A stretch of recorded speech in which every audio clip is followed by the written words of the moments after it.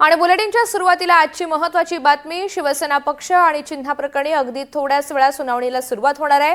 आजही सुरुवातीला ज्येष्ठ विधिज्ञ कपिल सिब्बल यांचा युक्तिवाद होईल। कालच्या सुनावणीत देखील त्यांनी आमदार अपात्रतेवरून युक्तिवाद केलेला होता आणि आताही तेच मुद्दे ते पुढे घेऊन जाणार आहेत।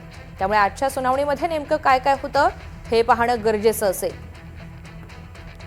कपिल सिब्बल यांनी महत्त्वाचे काल सवाल उपस्थित केलेले होते। खास करून विधानसभा अध्यक्ष यांच्या अधिकारांसंदर्भात त्यांनी सवाल उपस्थित केलेले होते, आक्षेप घेतलेला होता।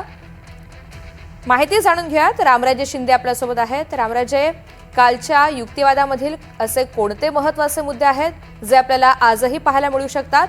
एकंदरीतच आज कोर्टात काय काय घडेल?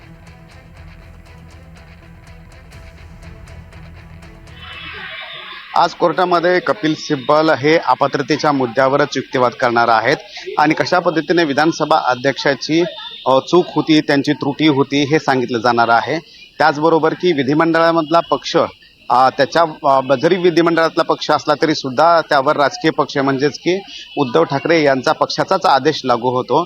मात्र तसं केलं गेलं नाही। व्हीप वेगळा निवडला गेला, गटनेते वेगळे निवडले गेले, आमदारांना अपात्र केलं नाही आणि हे संपूर्ण विधानसभा अध्यक्षांच्या अखत्यारीत येत नाही असा युक्तिवाद करण्यात आलेला आहे आणि त्यामुळेच तो युक्तिवाद जो आहे तो आज पुन्हा पुढे सुरू राहील। ही संपूर्ण घटनाक्रम सांगितला गेला होता की ही घटना जेव्हा सुरू झाली होती तेव्हा संपूर्ण आमदार निघाले होते आणि त्यानंतरची ही संपूर्ण प्रक्रिया गुवाहाटीला गेले होते सुरतवरून आणि त्याचबरोबर की गटनेता जो आहे तो बाहेरच निवडला गेला आणि जेव्हा हे आमदार स्वइच्छेने बाहेर पडले होते तर याचाच अर्थ की त्यांना पक्ष नको होता। मात्र त्यावेळेस पक्ष जो आहे तो उद्धव ठाकरे यांच्या बाजूने होता, जरी आमदार फुटले असले तरी।